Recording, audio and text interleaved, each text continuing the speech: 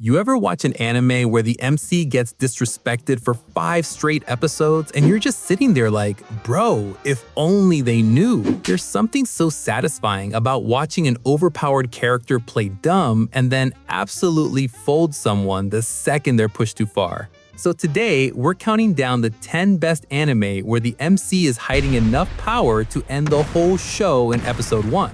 Enough talk, let's get to the good stuff.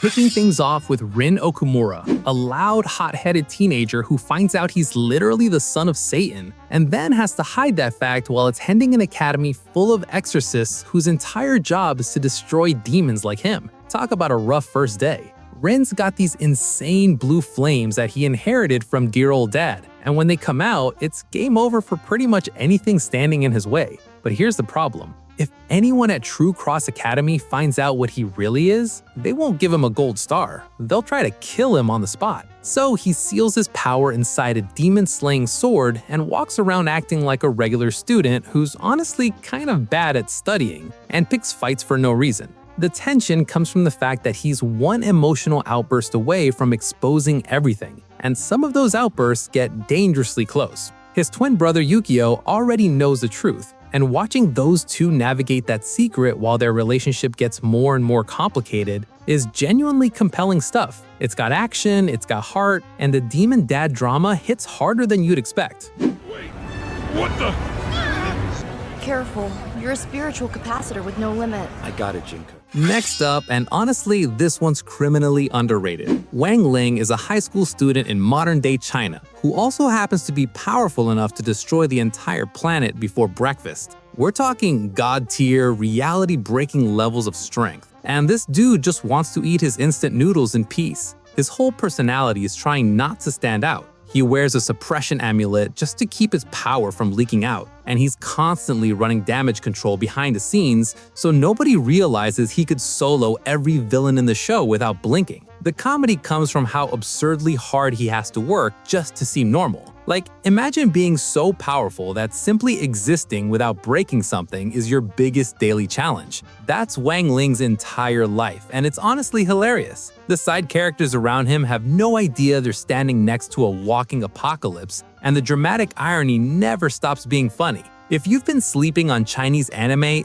this is the one to wake up for. The animation keeps getting better each season too, and the stakes actually escalate in ways you won't see coming.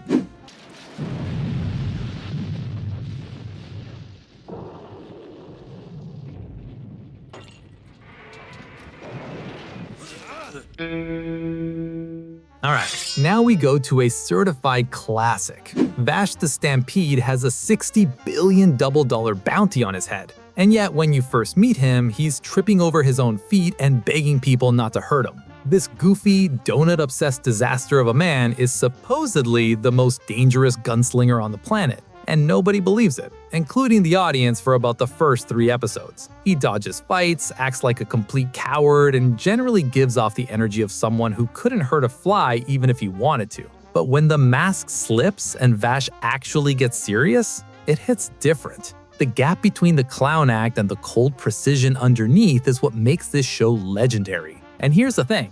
He's not pretending to be weak because he thinks it's fun. He's doing it because he's genuinely terrified of what he becomes when he stops holding back. That layer of real pain sitting underneath all the comedy is what elevates this way beyond just a power fantasy. It's got heart, it's got weight, and it's earned its spot on every list like this. The Trigun Stampede remake also goes hard if you want updated visuals. So I'll put a little strength behind this one.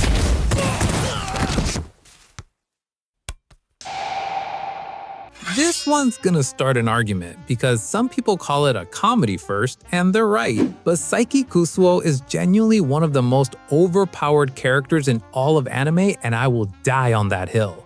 Telepathy, telekinesis, time travel, X-ray vision, mind control. This dude has basically every psychic ability you can think of and a few you probably can't. And what does he do with all that power? Uses it exclusively to avoid social interaction. His entire life is an elaborate performance of being the most average, unremarkable high school student alive, and the universe keeps throwing the most chaotic, loud, unhinged classmates at him just to ruin that plan. It's basically, what if God was an introvert who just wanted to be left alone, and the world said, absolutely not. Every episode is Psyche quietly fixing disasters nobody knows about while looking deeply annoyed about the whole thing. And honestly, that's a whole mood. The side characters are each more unhinged than the last. You've got the delusional psychic rival, the oblivious best friend who won't leave him alone, and the rich kid who thinks he's everyone's bestie. Pure chaos energy from start to finish. I can't get away! That guy is finished. It's over. Almost halfway through, and if you haven't seen this one yet, what are you even doing with your life?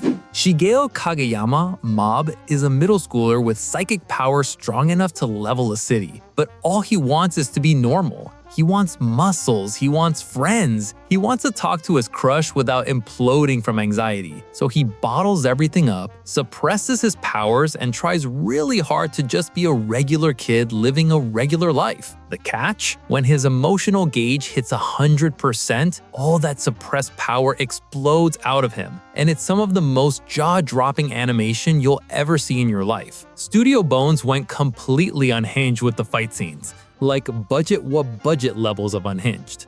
But what makes Mob genuinely special isn't the power, it's the message underneath it all. The show keeps saying that being kind, being genuine, and being human matters more than being the strongest person in the room. And coming from a show with this much raw power on screen, that message actually lands with real weight. You'll laugh, you'll get emotional, and you'll wish season 4 existed.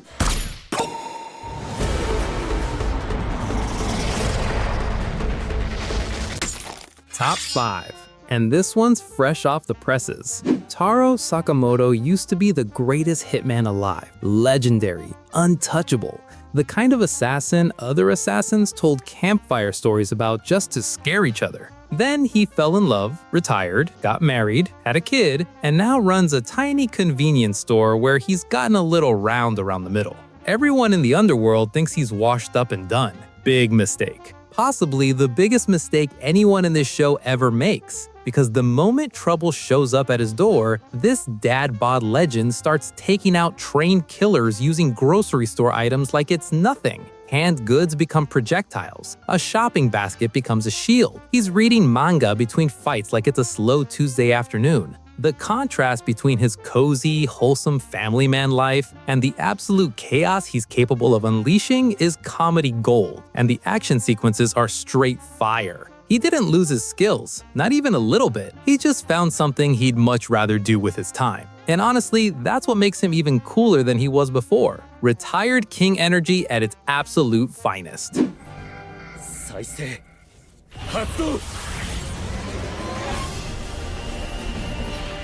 Number 4. Tatsuya Shiva gets sorted into the bottom tier at his magic high school. Course 2, the weeds. Meanwhile, his sister Miyuki lands in Course 1, the blooms, because the system actually recognizes her talent. So on paper, Tatsuya looks like the less impressive sibling, the disappointing one, the one people feel comfortable ignoring. In reality, this dude can decompose matter at a molecular level, reconstruct anything from scratch, and has combat skills that would make military special forces look like they're playing paintball on a weekend. The school's ranking system literally cannot measure what he does because his magic doesn't fit into their neat little categories. So the system just calls him average and moves on. Meanwhile, he's quietly being the most dangerous person in every single room he walks into. And people are still talking down to him like he's absolutely nothing worth paying attention to. Every time someone underestimates him, they regret it immediately, completely and very publicly. It's satisfying on a level that should probably be studied by scientists. The stoic energy this man carries is genuinely immaculate, and the payoff moments hit hard every single time.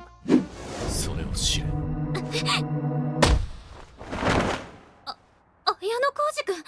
Top 3. Kiyotaka Ayanoo Koji might be the single best example of this entire trope done right. He scores exactly 50 on every test. Not 49, not 51, exactly 50, on purpose. This dude is deliberately engineering mediocrity down to the decimal point so that nobody looks at him twice, and it works beautifully, until it doesn't. Behind those dead eyes and that monotone voice is someone who was raised in an underground facility specifically designed to produce the perfect human being. Physically elite, intellectually off the charts. Emotionally, that's where it gets real complicated. He manipulates entire class wars from the shadows, moves people around like chess pieces on a board, and nobody even realizes he's the one pulling every single string. The show keeps you guessing about what he actually wants, because every time you think you've finally figured him out, he does something that flips the whole picture upside down. Cold, calculated, and absolutely terrifying when you realize the full scope of what he's truly capable of doing when he decides to stop holding back. This one rewards rewatches like nothing else, and the light novels go even deeper. Right. We're gonna name you... Anos Vode. So close to the top. And this one flips the whole formula on its head.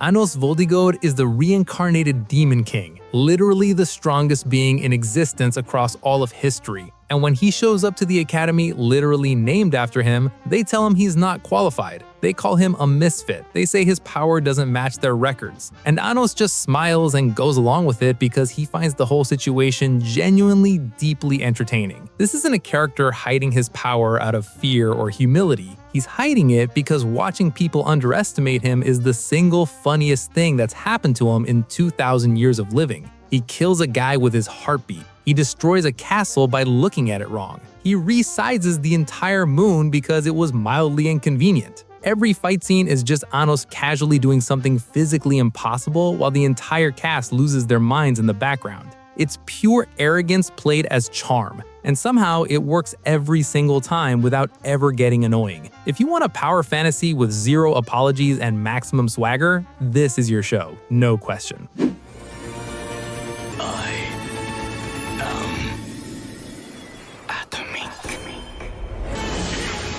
And the #1 spot goes to the absolute king of pretending to be weak. Sid Kageno doesn't just hide his power. He built an entire alternate identity, a secret organization called Shadow Garden, and the fake backstory about a shadow war against an ancient conspiracy that's been pulling strings for centuries. The punchline? The conspiracy he completely made up turns out to be real. Every single lie he told accidentally lines up perfectly with the truth, and he has no idea. He walks around school during the day acting like the most generic, forgettable background character to ever exist, and then at night he throws on a long coat, calls himself Shadow, and delivers monologues so dramatic they'd make a theater kid weep with envy. The gap between his daytime NPC energy and his nighttime main character energy is the widest in all of anime. And the show knows it. It leans into the comedy so hard that it somehow circles all the way back around to being genuinely, unironically cool. Sid is living out every single power fantasy cliche completely on purpose, and the universe just keeps validating his delusion over and over. Best running joke in modern anime, no contest. And that's the list. 10 anime where the MC could end everything in seconds, but chose to keep a low profile instead. If your favorite didn't make the cut, come yell at me in the comments about which one you couldn't stop watching. Drop a like, subscribe if you're new, and go check out the ones you haven't seen. Trust me, they're bangers. Drink some water, touch some grass, and I'll see you in the next one. Peace.